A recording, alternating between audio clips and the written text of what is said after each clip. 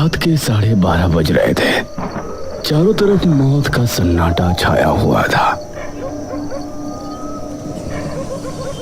जंगल पूरी तरह से शांत और सुनसान दिख रहा था। ऐसे में काला लबादा पहने एक शख्स हाथ में लालटेन लिए आगे बढ़ रहा था।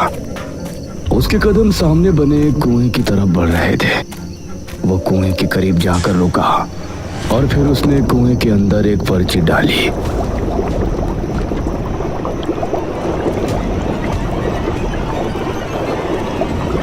उसने जलता हुआ लालटेन भी कुएं में फेंक दिया और उसके बाद तेज कदमों के साथ वहां से ऐसे भाग निकला जैसे कि अचानक कोई बड़ा खतरा वहां आ पहुंचा हो।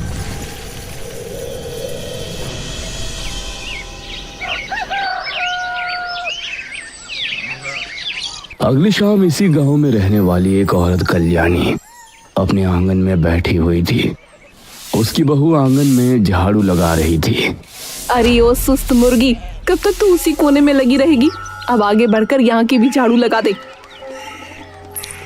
ये सुनकर घूंघट वाली बहू चारपाई के पास आई और वहां से झाड़ू लगाने लगी और उसकी सास कल्याणी उसे देखकर मुस्कुराने लगी। उसके बाद एक के बाद एक काम वो बहू को बताती जा रही थी और बहू भी बेचारी काम करती जा रही थी। कल्याणी इसी तरह से अपनी बहू पर अत्याचार करती थी और बहू बेचारी अपने घर को बसाने के लिए उसकी हर एक बात माना करती। रात के समय कल्याणी अपने कमरे में सो रही थी। तभी उसके चेहरे पर पानी की धारा छपाक से पड़ी। अरे कौन है? इतनी रात में इतना गंदा मजाक? कल्याणी ने उठकर देखा तो उसके आसपास कोई नहीं था। उसने देखा कि आंगन में घर के बाहर से पानी बहता आ रहा है। अरे पानी कहाँ से बहता हुआ आ रहा है? ऐसे तो पूरे बरामदे में कीचड़ हो जाएगी। पानी कहाँ से आ रहा है ये देखने के लिए वो घर से निकली और पानी की लहर जिस तरफ से आ रही थी उसके साथ साथ आगे बढ़ गई। उसने कुछ कदम चलने पर ही देख लिया कि पानी की लहर जंगल की तरफ से आ रही है। तो ना जाने क्यों वो डर गई। हे भगवान! ना जाने उसे किस बात का डर हुआ। वो भागने के लिए घर की तरफ मुड़ी, लेकिन तभी किसी अदृश्य शक्ति ने उसका पैर खींचा। कोई मुझे बचाओ! कल्याणी कुएं पर पहुंची और पूरी तरह से कुएं के अंदर समा गई। उसकी चीख जंगल में गूंजी और चारों तरफ सन्नाटा छा गया। मेरा नाम रोहन है। मैं मेरे परिवार के साथ चांदीपुर गांव में रहता था। हमारा गांव बहुत ही सुंदर था।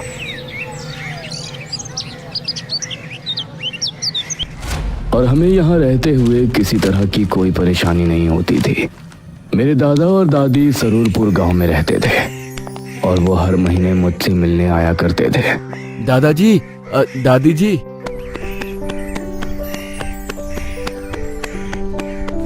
उनको देखते ही मैं उनसे जाकर लिपट गया। अरे हमारा रोहन, कैसे हो बेटा? मैं तो अच्छा हूँ दादा दादी, आप दोनों कैसे हो? जीता रहे बेटा, हम भी ठीक हैं।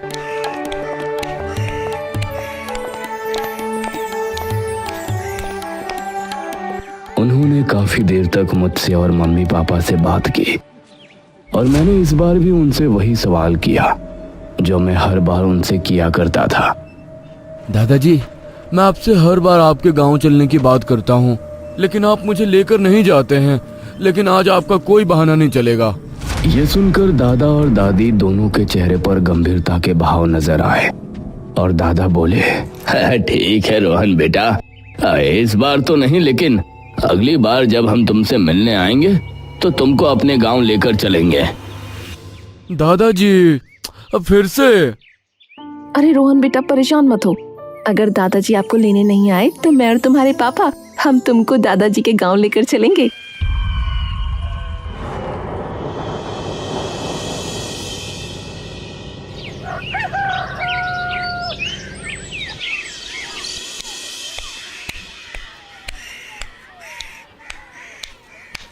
अगले महीने दादा मुझे लेने आए।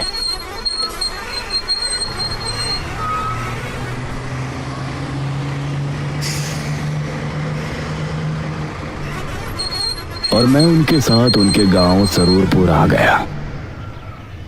उनका गांव भी बहुत सुंदर था। पूरे दिन उन्होंने मुझे घुमाया फिराया।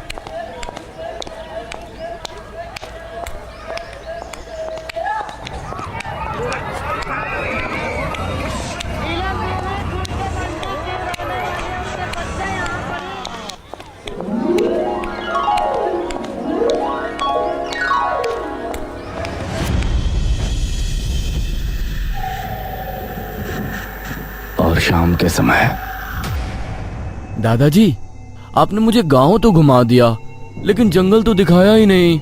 मुझे जंगल भी ले चलिए ना। जंगल का नाम सुनकर दादा दादी के चेहरे का रंग उड़ सा गया और दादा बोले, अब बेटा, जंगल का क्या देखना? जंगल तो हर एक गांव का एक जैसा ही होता है।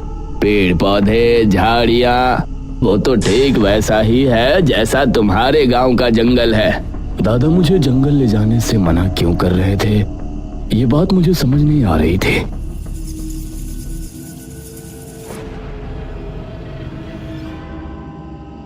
रात होने पर हम सभी आंगन में खाट बिछाए सो रहे थे। तकरीबन 12:30 बजे मुझे एक आवाज सुनाई दी। रोहन, रोहन। यह आवाज सुनकर मैं उठा और इधर उधर नजरें दौड़ाई तो मुझे आसपास कोई नजर नहीं आया। रोहन इधर आओ, मैं यहाँ हूँ। मैं खाट से उठा और दादा को जगाने ही वाला था कि तभी, रोहन, अगर तुमने किसी को भी जगाया तो मैं चली जाऊंगी। तुमको जंगल घूमना था ना, मैं तुमको जंगल घुमाऊंगी। यह सुनकर मेरे चेहरे पर खुशी छलक आई।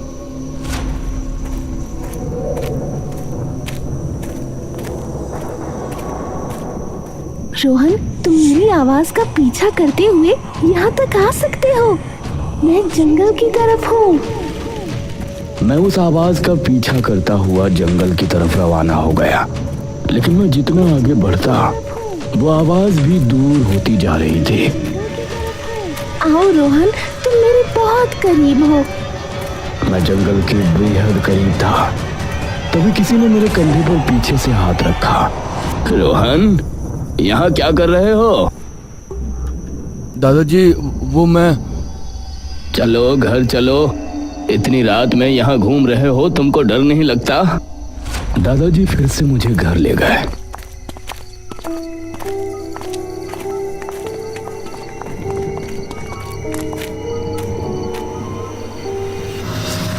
लेकिन मेरे मन में अभी भी वही बात चल रही थी कि जो आवाज मुझे सुनाई दे रही थी, आखिर वो किसकी थी?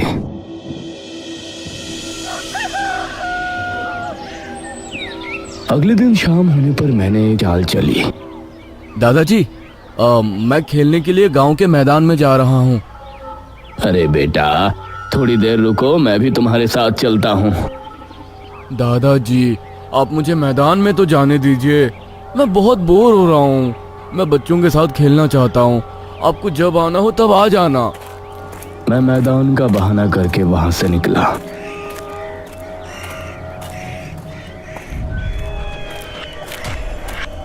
शाम ढलने लगी थी और अब मध्यम अंधेरा शुरू हो गया था।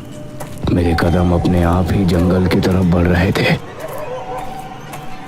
तभी मेरे सामने एक आदमी आकर रुका। अरे, तुम तो मोहन के पोते हो ना? जी काका, आप कौन? मैं तुम्हारे दादा का दोस्त हूँ। तुम यहाँ क्या कर रहे हो? काका जी, मुझे जंगल में घूमने का मन था। आप मुझे जंगल घुमा लाइए ना। जंगल में घूमना तुम्हारे लिए ठीक नहीं है। वहाँ एक कुआं है। कुआं है? लेकिन कुआं तो हमारे गांव में भी है। उससे खतरे की क्या बात है? हमारे गांव का कुआं कोई आम कुआं नहीं है। उसके पास तो मुझ जैसे बूढ़े और गांव के जवान भी जाने की हिम्मत नहीं करते। लेकिन ऐसा क्यों काका? वो सब तुम मत सोचो बेटा, बस इतना समझ लो और जंगल में जाने का विचार छोड़ दो। और ठीक है काका। चलो मैं तुमको घर छोड़ देता हूँ।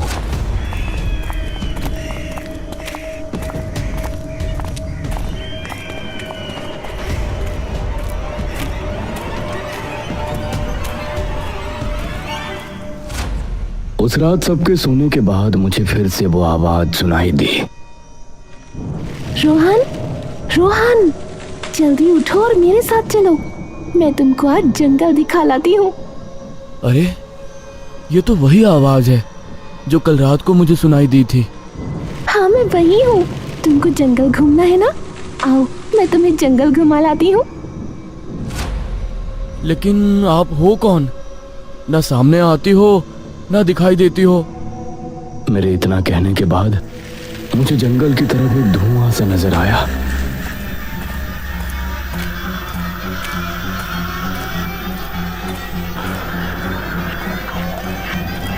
कुछ कदम बढ़ाने के बाद मुझे धुएं के अंदर एक धुंधला अक्स नजर आ रहा था, जिससे समझ आ रहा था कि वो कोई औरत है जिसने काली साड़ी पहनी हुई है।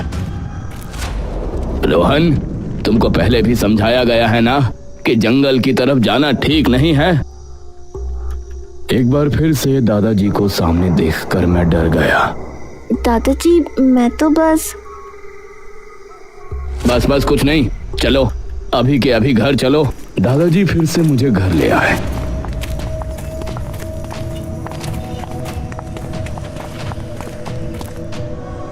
लेकिन मेरे मन में अब जंगल जाने की उत्सुकता और बढ़ गई थी।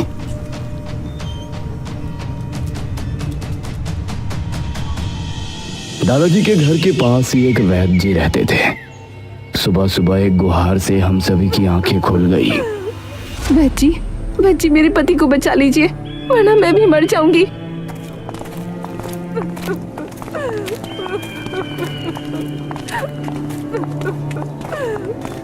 एक औरत अपने पति के साथ वैद्य जी के घर के बाहर बैठी थी। उसका पति जमीन पर पड़ा था और उसकी हालत बहुत खराब थी। अरे क्या हुआ इसको? इनको खून की उल्टियां हो रही हैं वैद्य जी, कल से कई हो चुकी हैं। इसे जल्दी अंदर लेकर जाओ। मेरे दादा और गांव के एक आदमी ने आगे बढ़कर उसके पति को सहारा दिया और उसे वैद्य जी के घर के अंदर ले गए। मैं भी उनके पीछे घर के अंदर पहुंच गया। ये इसके साथ कब से हो रहा है? वैद्य जी, कल सुबह से ही इनके साथ ये हो रहा है। जब से अब तक न जाने कितनी उल्टियां कर चुके हैं। घबराओ नहीं, मैं इसकी दवा कर देता हूँ। वैद्य ने काफी समय लगाकर उसके लिए दवा बनाई। ये लो रमेश, इसे खा लो।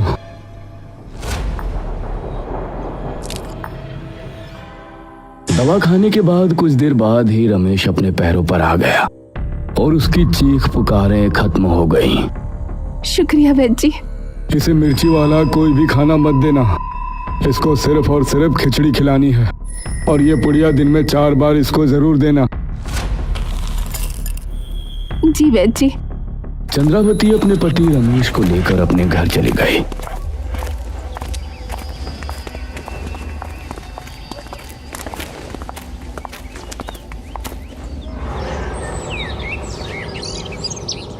दोपहर के तकरीबन 4 बजे के समय फिर से वो औरत अपने पति को लेकर वैद्य जी के पास आई। देखिए ना वैद्य जी, इनको फिर से उल्टियां आई हैं। ये कैसे हो सकता है? जो दवा मैंने बनाकर दी है वो तो सबसे ज्यादा कारगर है। ऐसा नहीं हो सकता। तुमने इसे दवाई दी थी कि नहीं? रमेश जमीन पर गिरकर तड़पने लगा और उसकी आंखें लाल लाल चमक उठी। अरे बाप रे, ये इसे क्या हो रहा है? अब वैद्य जी भी उसकी तबीयत देखकर हैरान रह गए थे। वैद्य जी, कुछ कीजिए ना। माफ करना, मुझे कुछ समझ में नहीं आ रहा कि इसे कौन सी मर्ज है। इसे अब कोई नहीं बचा सकता। वैद्य जी की बात सुनकर उसकी पत्नी क्रोधित हो गई। वैद्य, तू कहता है कि मेरे पति को अब कोई नहीं बचा पाएगा? तो देखना, मेरे रमेश जिंदा रहेंगे और मैं इनको बचा कर ही रहूंगी।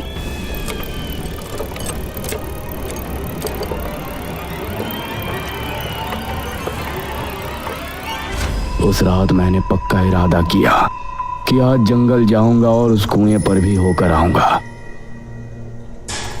मैं मौका देखकर रात को 12 बजे के समय आखिरकार घर से निकल ही गया। लेकिन बड़े ताज्जुब की बात थी कि आज मुझे कोई आवाज सुनाई नहीं दे रही थी। मैं धीमे कदमों के साथ जंगल की तरफ बढ़ रहा था। दिल में डर के साथ साथ एक एक्साइटमेंट भी थी कि आज मैं उस कुएं को देखने वाला हूँ जिसके बारे में इतने दिनों से कुछ ना कुछ अजीब सुनता हुआ आ रहा हूँ। मैं जंगल पहुंचने ही वाला था, तभी मैंने एक दृश्य देखा।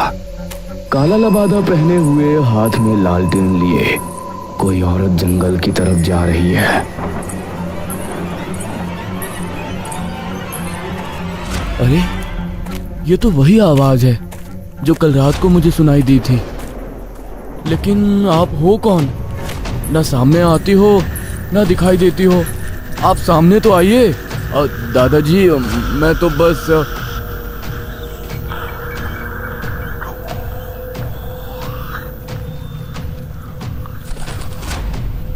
वो उस कुएं के पास जाकर रुक गई। मैं पहली बार उस कुएं को देख रहा था।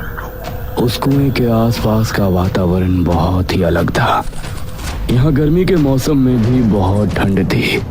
सही में हमारे गांव के कुएं के पास जिस तरह की शांति और सुकून महसूस होता था, इस कुएं के पास अजीब सा सन्नाटा महसूस हो रहा था।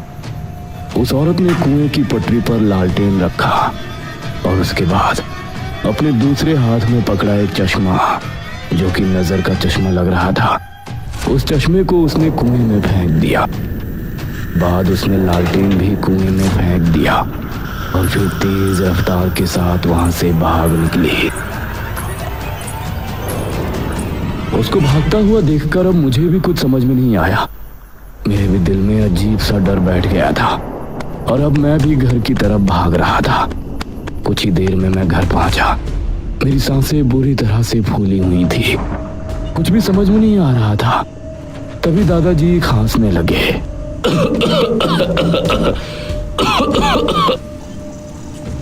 उनके उठने से पहले ही मैं खाट पर लेट गया और फिर अपनी आंखें बंद कर लीं। अगली सुबह हमारे उठने के फौरन बाद ही गांव के मुखिया दादाजी के पास आए। मुखिया जी, आप? हाँ महेश बाबू, सुना है कि रमेश ने कल से खाना पीना बोलना सब छोड़ दिया था।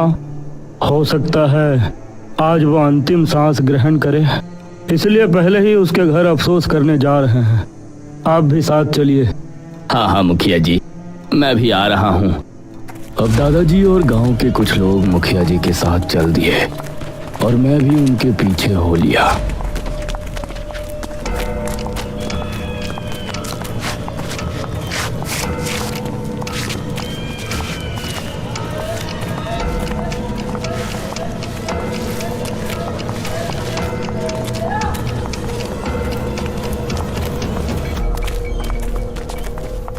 सभी रमेश के घर पहुंचे तो उन्होंने पाया कि रमेश अपनी पत्नी के साथ आंगन में बैठा हुआ है और एकदम सही सलामत नजर आ रहा है।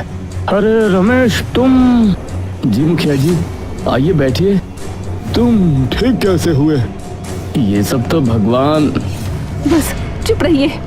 चंद्रावती ने उसकी बात बीच में ही काटते हुए कहा। मैंने कहा था ना कि मेरे रमेश को कुछ नहीं होगा।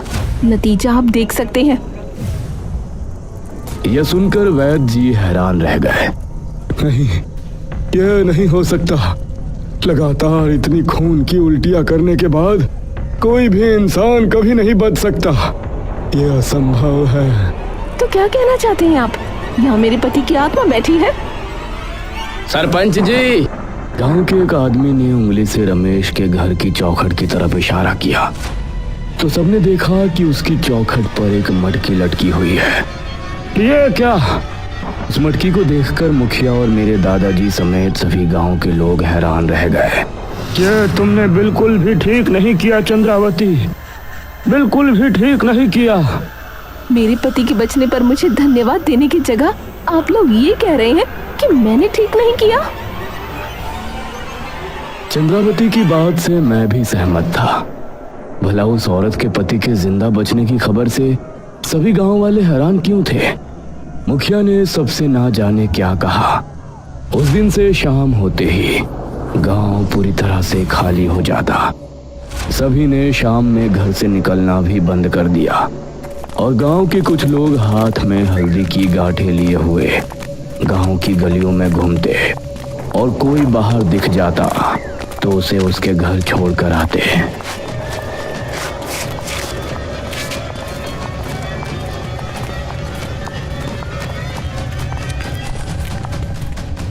दादाजी, चंद्रावती के पति के ठीक हो जाते ही गांव का माहौल अजीब क्यों हो गया? क्यों लोग इस तरह से डरकर घरों में रहने लगे हैं? मुझे कुछ समझ में नहीं आ रहा। बेटा रोहन, तुम मुझसे वादा करो कि तुम इस बारे में कोई सवाल नहीं करोगे। तुम कभी भी जंगल में जाने की सोचोगे भी नहीं। जी दादाजी। मैंने दादाजी की हाँ में हाँ मिला दी, लेकिन अब मेरे मन में कई सवाल उठ रहे थे।